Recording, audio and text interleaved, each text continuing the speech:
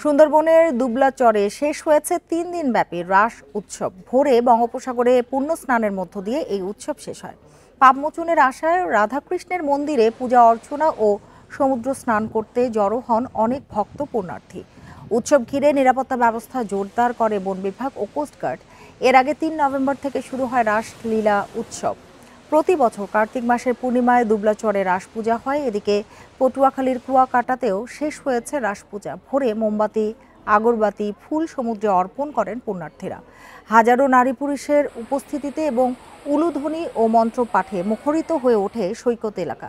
পূজা শেষ হলেও উৎসব উপলক্ষে কলাপাড়ার মদনমোহন সেবাশ্রম মন্দিরে 5 দিনের রাস মেলা চলবে।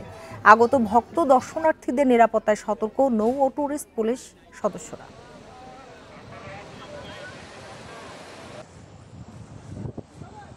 ভোরবেলা সূর্যোদয়ের আগে গঙ্গা পূজা দিলাম, সবার জন্য প্রার্থনা করলাম, সবাই যেন সুস্থ থাকে, ভালো থাকে। পুণ্য লাভের জন্য আমি এই যে রাস পূর্ণিমার তীর্থস্থানে এসেছি এবং ভগবানের আশীর্বাদ পাওয়ার জন্য আমি এখানে এসেছি। আইন শৃঙ্খলা পরিস্থিতি যাতে ভালো থাকে এবং হিন্দু সম্প্রদায়ের এই বড় উৎসব যাতে নির্বিঘ্নে কাটতে পারে সেই বিষয়টি মাথায় রেখে আমরা আমাদের নিরাপত্তা ব্যবস্থা সাজিয়েছি।